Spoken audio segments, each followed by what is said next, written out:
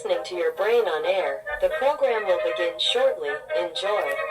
Słuchasz swojego mózgu na antenie. Program rozpocznie się za chwilę. Miłej zabawy.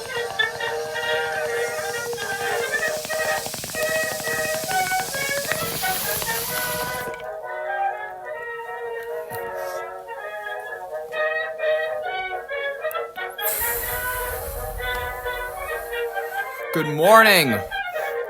Good afternoon, everybody. Welcome to Your Brain on Air. I'm your host, Ollie Vogt Larson. And if camels were meant to be eaten, we would have tried it by now. Welcome to Tuesday. The headlines are hot off the presses. The segments are written and finished. It's a great, wonderful Tuesday. It's gloomy as hell, you guys. A late October afternoon. It's 12:02 we're hopping on today. It's a little later than usual, but you know what I mean? We had to work on the script. There was a lot of news to cover, quite frankly. So, I think we should quit lollygagging and just jump right into it. Hurricane Melissa strikes Jamaica with catastrophic force. The Category 5 storm has made landfall near Kingston with sustained winds of 180 miles per hour, causing widespread flooding and power outages as emergency services brace for up to 20 inches of rain. Well, folks, this doesn't look good. This doesn't look good for the people of Jamaica. This doesn't look good for people who live in the Gulf region in general. If you're listening to this, it's very likely that you don't live there. So it's probably not really good news for you, but just kind of news. The eye wall tore through the capital, ripping roofs off of homes, toppling power lines, and flooding coastal neighborhoods. Under a 15-foot storm surge, emergency crews report at least 12 deaths so far, and hundreds of injured, with thousands stranded as roads remain underwater. Guys, this is Katrina. This is New Orleans. This is like they are under the water table. They are really their island is sinking right now. That's the energy, and there's as a result, looting, many of the eventual things that come from a big storm like this shaking up your society. And think about it: if there was looting in Katrina, if there was looting after Rodney King, if there's looting after all of these major events in America, in third world nations, in other places around the world, it absolutely is the case there that they are doing that. You know what I mean? Of course, because you got to survive. Jamaica's power grid is 90% down, and the cell service is spotty at best. Rescue operations are underway by boat and helicopter, but the worst may not be over, folks. Melissa is now stalled just offshore, dumping up to 20 inches of rain through tomorrow, raising fears of deadly mudslides in the Blue Mountains. The government has declared a nationwide state of emergency, and the airport remains closed. Relief flights with water, food, and generators are being staged in Miami and the Dominican Republic, but high winds are delaying takeoff. Prime Minister Andrew Holness argued residents in low-lying areas are to evacuate to higher ground immediately, saying, quote, "This is a fight for survival." I think we should just jump right into a clip. Why not?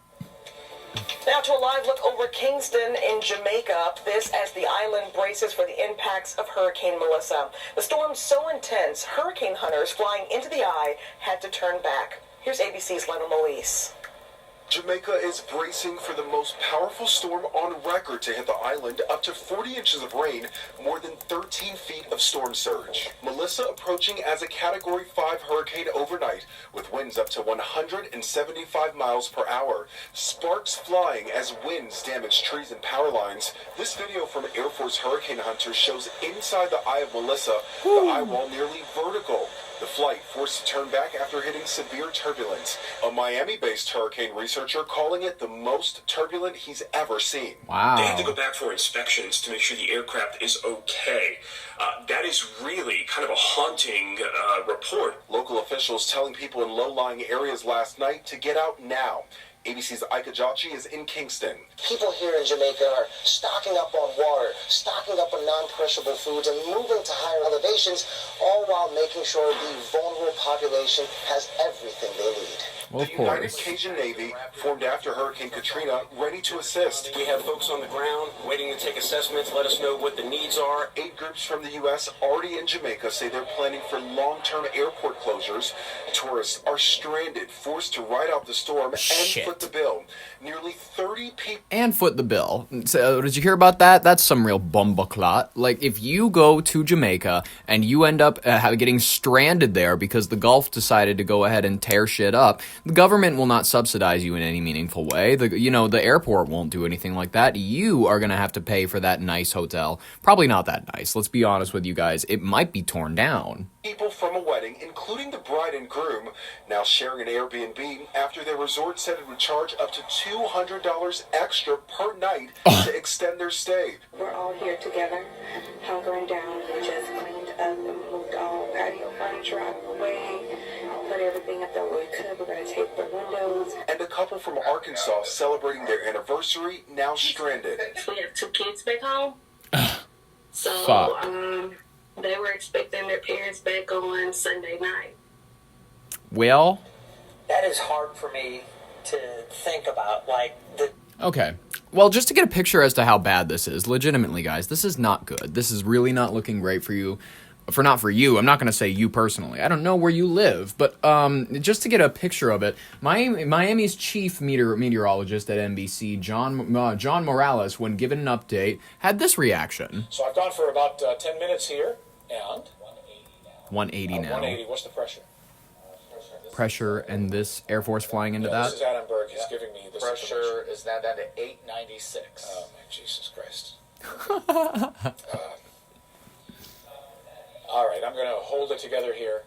So 896 millibars is stronger than Hurricane Milton when it made that run last year. Remember my viral moment last year? 50 millibars in 10 Yep. hours, right? It got down to 897 millibars. Now it turns out Melissa has broken or gone past Milton's, right? So there's only one hurricane. There's only one hurricane in October and November in the Atlantic Basin that's ever been stronger. And that is Hurricane Wilma from 20 years ago. And by the way, Wilma was on dates earlier than the present date. Today's the 28th of October. So again, Melissa is the strongest hurricane so late in a hurricane season. So this is all history. History. It's all bad news. All bad especially news. for Jamaica. Yep, especially for Jamaica. I'll have a lot more to talk about some of what's driving this, what's producing these catastrophic hurricanes, because, by the way, this is the 4th major hurricane so far this year. 3 of the 4 major hurricanes have reached Category 4 and 5 status. All right, this guy can't talk. He's stuttering. All right, anyways, he was useful for like a second, and then he just started going, tripping over his own words. That's okay. He's old, though. Folks, this isn't looking great. Don't buy Jamaican stocks. Don't get invested into that economy right now. They're going to be beaten to hell right now, and that's not looking great. But when the major reinvestment plans come on in, I think that's the time to eye them up. You know what I mean?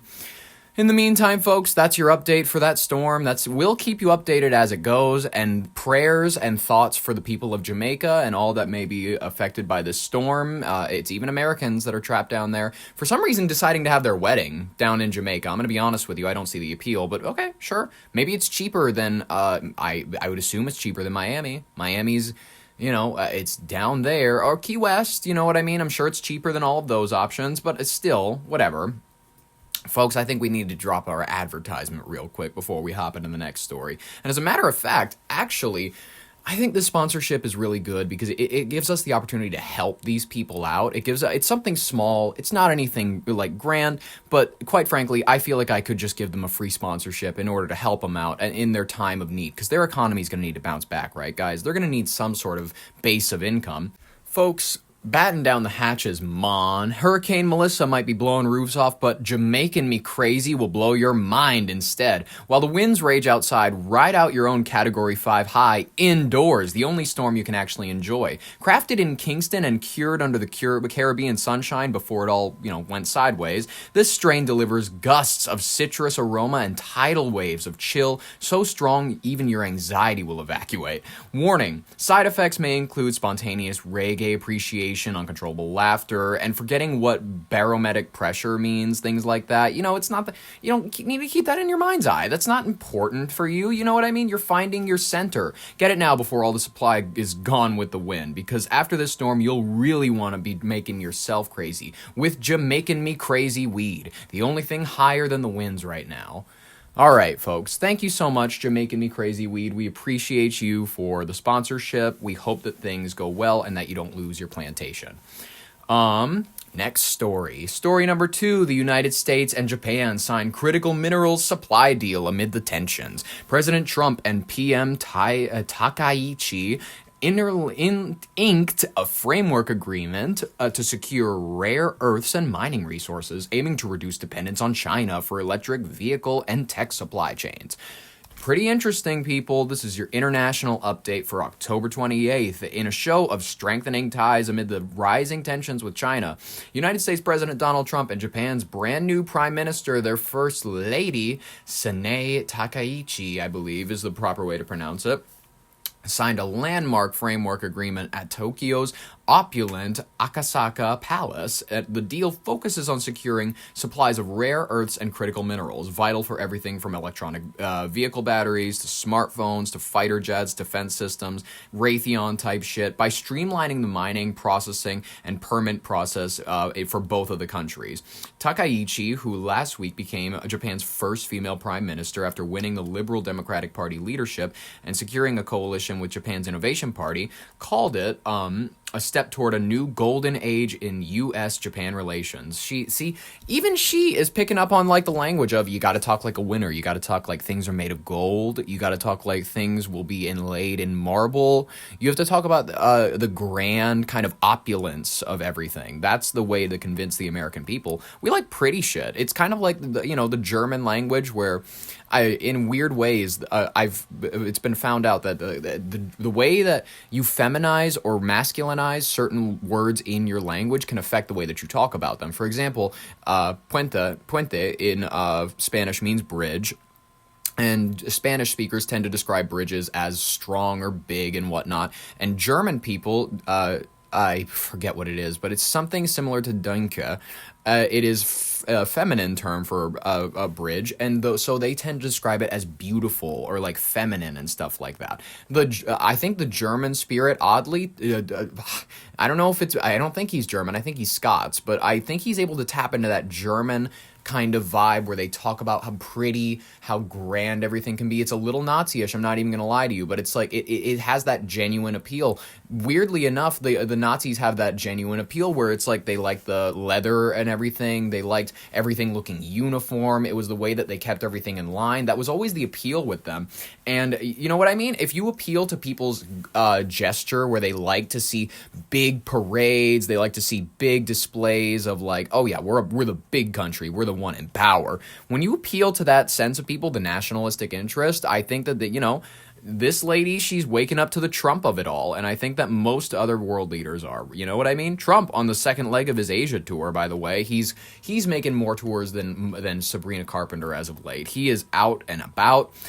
Praised her as incredible, and even received gifts like a golf putter once owned by the late Shinzo Abe. Pretty fascinating. The agreement comes at a critical time as China controls over 90% of global rare earth processing and recently tightened export controls in response to the United States tariffs, raising fears of supply disruptions. Under the pact, the two nations will use financial incentives, trade measures, and stockpiling to build diversified, fair markets while jointly identifying projects for things like permanent magnets and optical materials.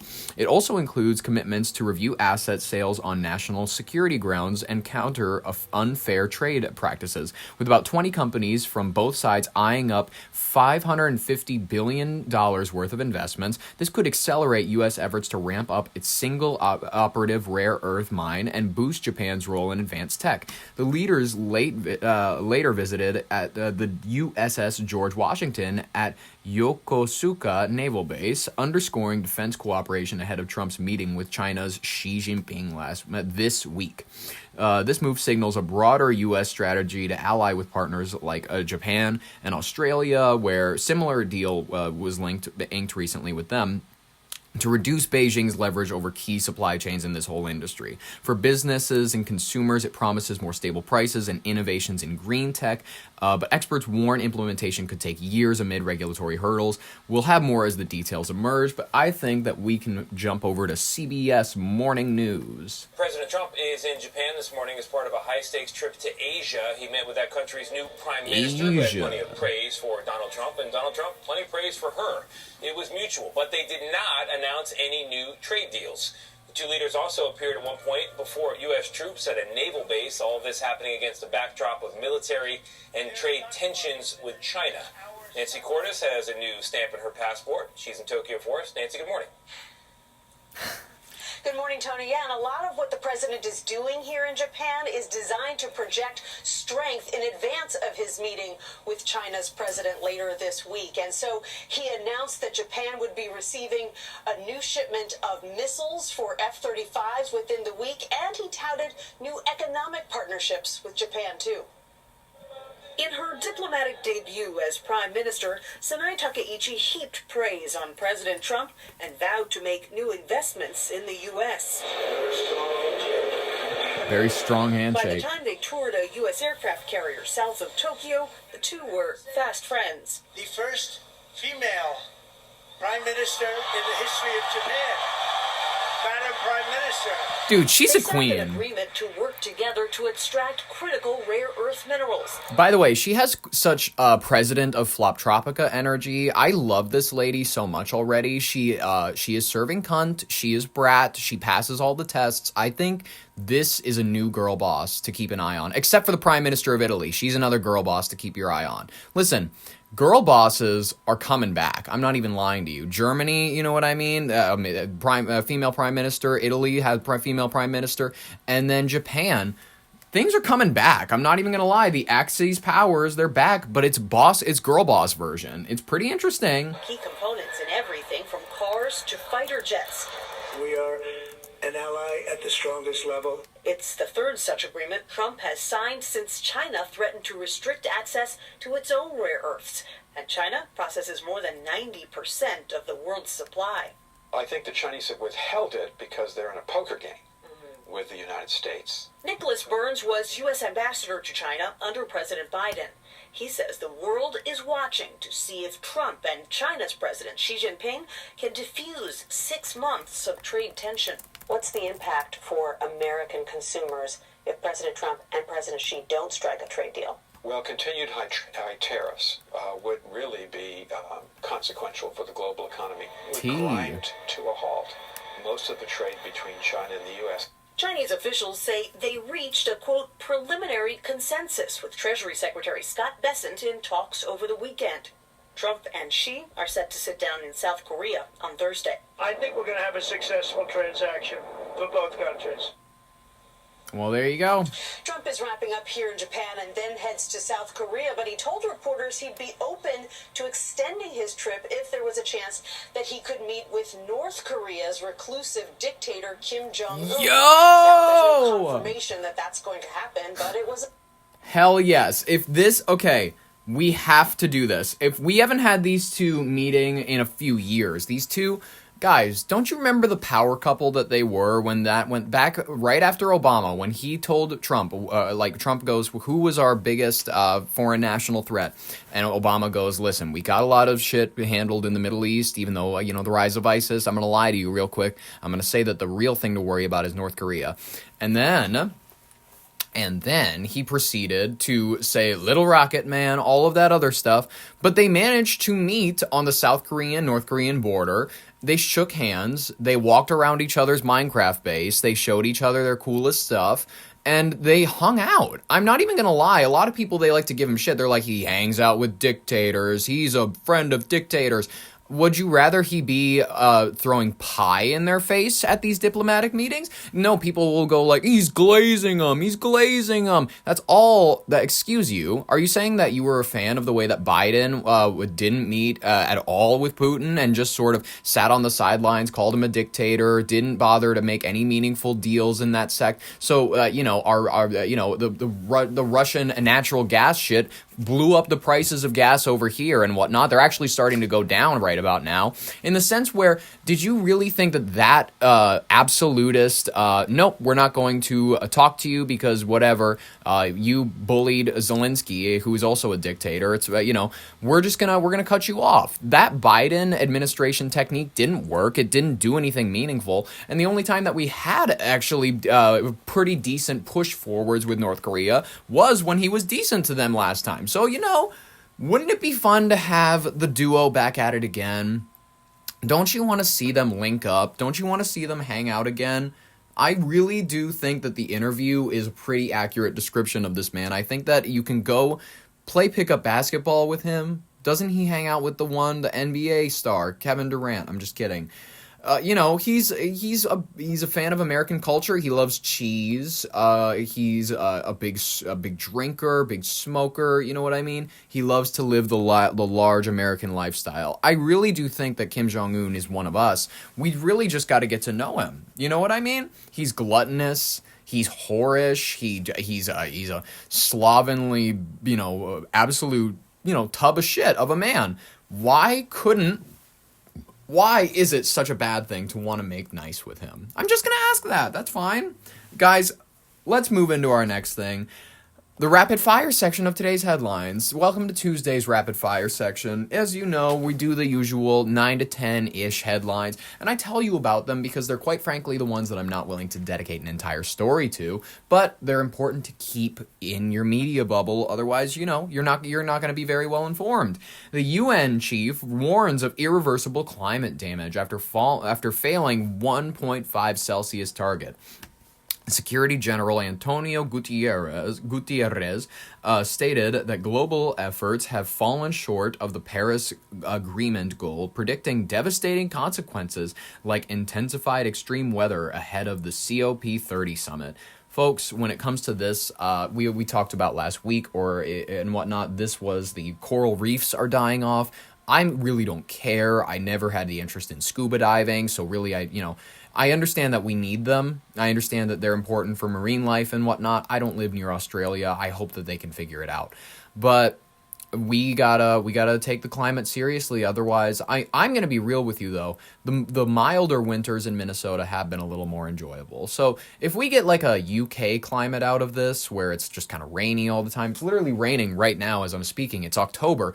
Back when I was a kid, it would already be snowing by now. But anyways, if we get this more temperate, kind of London-y style weather, is that necessarily a horrific thing? I don't know.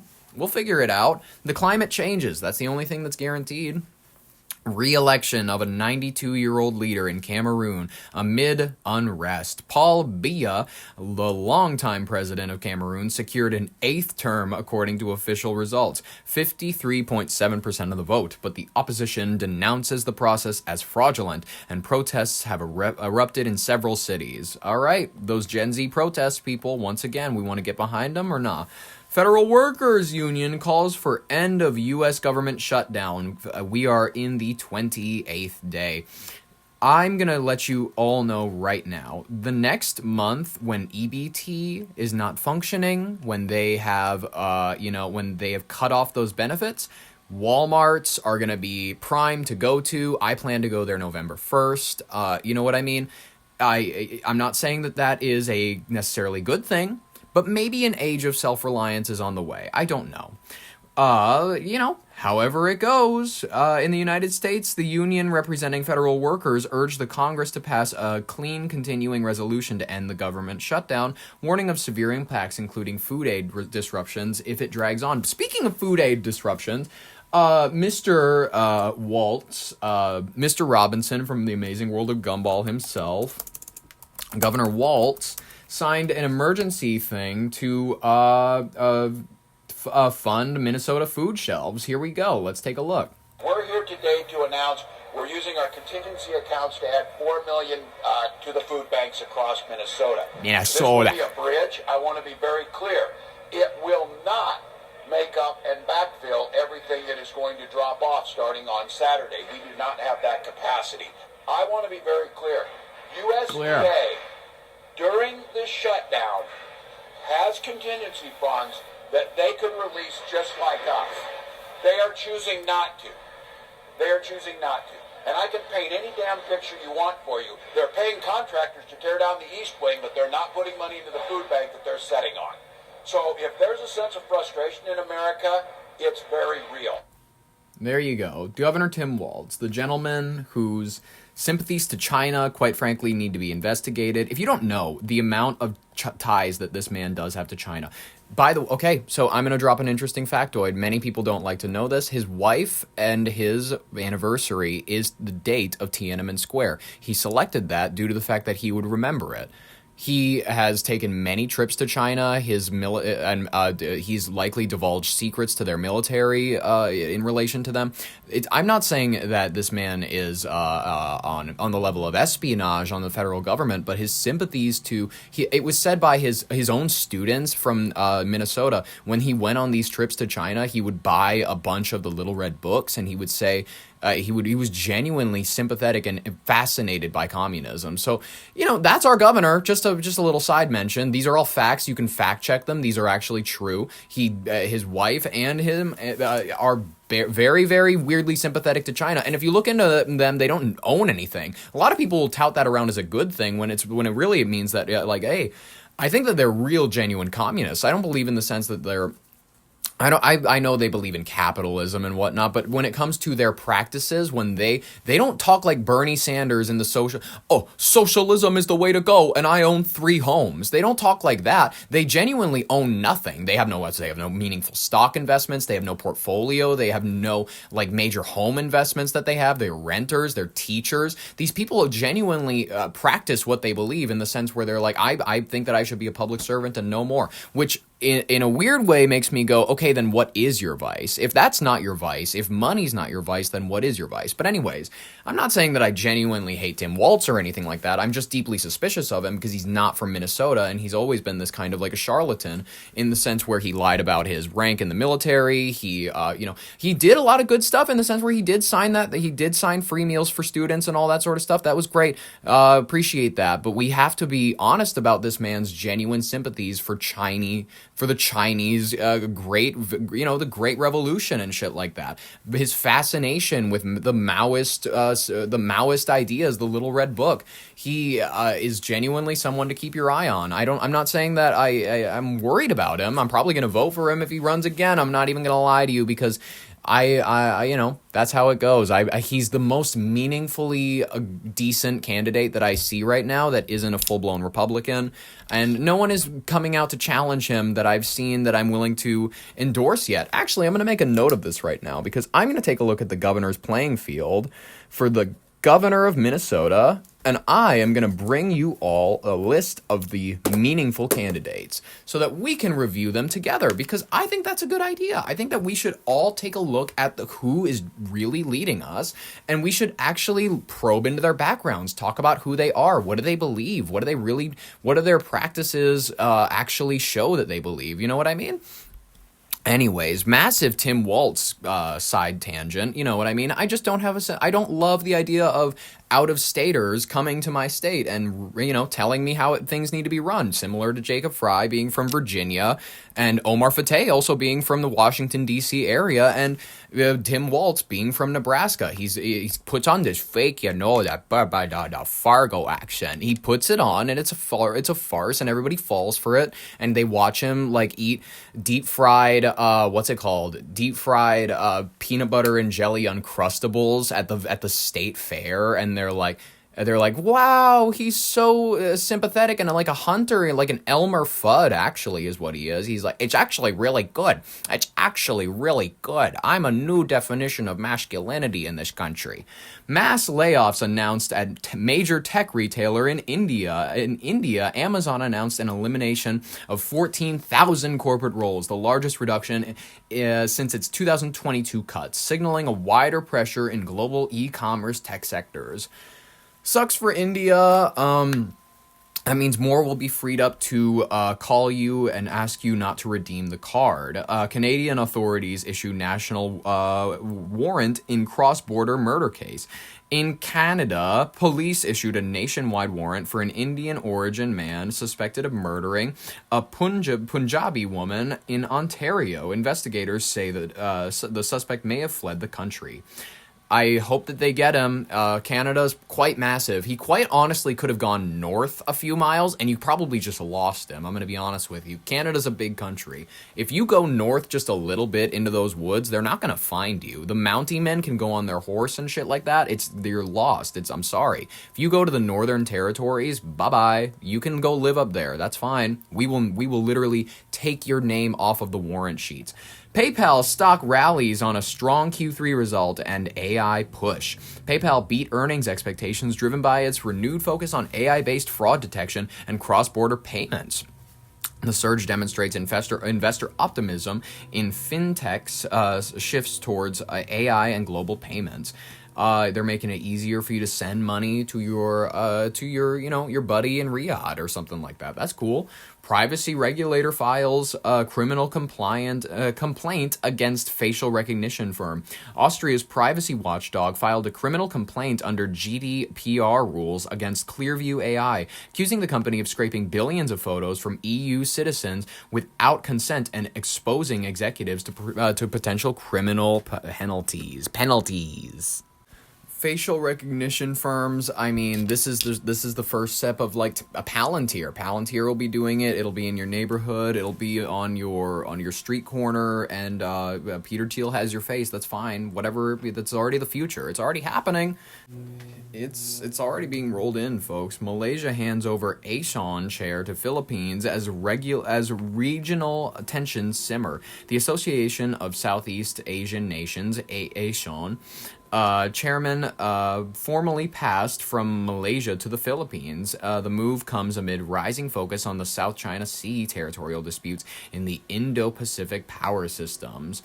Indian government launches major crime/terror crackdown allegations in Venezuela. The government of Venezuela claimed it had captured a CIA-backed mercenary cell planning a false flag attack, accusing the U.S. of colonial aggression and signaling rising tensions in the Caribbean region regarding energy and geopolitics. Fun. Not fun. False flags are not unheard of. That's an interesting one to look into. I will tell you whether or not that is legitimate probably tomorrow. But folks, for right now, this is our third story. Let's get into it. U.S. strike kills 14 suspected narco-traffickers in Pacific operation. The military targeted 4 drug vessels in the Eastern Pacific, with Defense Secretary confirming no American casualties in a raid against groups blamed for more U.S. deaths than Al-Qaeda. Pretty good. In a major escalation of the Trump administration's war on drug cartels, U.S. forces launched 3 precision strikes on 4 suspected narco-trafficking vessels in the Eastern Pacific Ocean yesterday, killing 14 alleged traffickers and leaving 1 survivor, according to the Defense Secretary Pete Hegseth. The operation targeted boats tracked by the United States intelligence along well-known smuggling routes loaded with narcotics and operated by designated terrorist organizations like the Venezuelan Tren de Aragua. Hegseth released video footage showing the vessels exploding under missile fire, emphasizing no American casualties and framing the raids as direct defense against groups responsible for U.S. overdose deaths, more deaths caused than Al-Qaeda ever could have dreamed to have caused. These strikes mark the first multi-vessel same-day attacks in the Pacific theater, expanding from earlier hits in the Caribbean since September. Mexican authorities are leading the rescue of the lone survivor, while the White House justifies the campaign under classified legal opinion, treating traffickers as enemy combatants, bypassing traditional judicial review. This has brought the total amount of boats destroyed to 14, confirmed death at least 57. But it's not without controversy. Colombian President Gustavo Petro has condemned these actions, claiming some victims were innocent fishermen, not cartel operatives, amid rising tensions, including U.S. sanctions on Bogotá and threats of tariffs. Looking ahead, the Pentagon is deploying the USS Gerald R. Ford carrier to strike a group in the region, hinting at potential land-based targets soon. Without congressional approval so far, lawmakers from both parties are raising the alarms over legality under U.S. and international law, demanding evidence of the boat's cargo, which hasn't been publicly shared yet. Hegseth wrapped up his announcements with a stark warning. We've defended our homelands for 2 decades. Now we're defending our own. We defended, oh my God, that's terrible. I read that so terribly. We've defended others' homelands for 2 decades. Now we're defending our own. Boom. Folks, as the narco war is going to be heating up, we'll keep you posted, but let's just go ahead and watch this shit. So we do have some breaking news that we're following here. Let's put up this post from Fox News saying, breaking, U.S. kills 14 alleged drug traffickers and strikes on 4 boats in Eastern Pacific. That's according to Defense Secretary Pete Hegseth, as he did share a post to social media. I'm going to ask my producer Julian to pull that up for you right now. Let's read this out to you in full. It says, yesterday, at the direction of President Trump, the Department of War carried out 3 lethal kinetic strikes on 4 vessels operated by designated terrorist organizations trafficking narcotics in the Eastern Pacific. The 4 vessels were known by our intelligence apparatus, transiting along known narco trafficking routes and carrying narcotics. 8 male narco-terrorists were aboard the vessels during the first strike. 4 male narco-terrorists were aboard the vessel during the second strike. 3 male narco-terrorists were aboard the vessel during the third strike. A total of 14 narco-terrorists were killed during the 3 strikes, with 1 survivor. All strikes were in international waters, with no U.S. forces harmed. Regarding that survivor, U.S. Southcom immediately initiated search and rescue standard protocols. Mexican SAR authorities accepted the case and assumed responsibility for coordinating the rescue. The department has spent over 2 decades defending other homelands. Now we're defending our own. These narco-terrorists have killed more Americans than Al-Qaeda, and they will be treated the same. We will track them, we will network them, and then we will hunt and kill them. I also wanted to share this video that was posted by Secretary Hegseth on his social media there. As you can see, the image there of the strike. This all coming after the U.S. military last week. I'm going to leave this in the description, this video, because it is quite stunning. And quite frankly, people, I think that this is quite badass. I don't think that it's cool if we have no evidence and we can't show evidence of their cargo. But honestly, if we are hitting drug traffickers in the Eastern Pacific like it's the old days, like we are blowing them to smithereens, blowing them to shittereens, why not? I think that if they're killing people with drugs, if they're killing people with fentanyl, why not? Why not treat them as criminals? That's, I mean, sure, habeas corpus. What are you talking about? They're in international waters. That doesn't apply to them. Launched its 9th strike against an alleged drug-carrying vessel, killing 3 people in the Eastern Pacific Ocean, expanding the Trump administration's campaign against drug trafficking in South America. It followed another strike earlier that week, also in the Eastern Pacific, that killed 2 people. The attacks were departures from the 7 previous U.S. strikes that had targeted vessels in the Caribbean Sea. The strikes represent an expansion of the military's targeting area, as well as a shift to the waters off South America, where much of the cocaine from the world's largest producers is smuggled. Hegseth's social media posts also drew comparison between the war on terrorism that the U.S. declared after 9/11 attacks and the Trump administration's crackdown. So again, that happened last week, but this breaking news we are bringing you here right now. As we put up this post again from Fox News, I'm going to see if we can put that back up here. But we are learning that the U.S. has struck narco-terrorists in the Eastern Pacific. And all right, let's address the controversy. Guilt by association, folks. Folks, people are going to tell you these people, some of the people on that boat, they were innocent fishermen. Not in America, honey. Not in Trump's America. Folks, if you're a humble fisherman and you just so happen to get, let's paint a picture.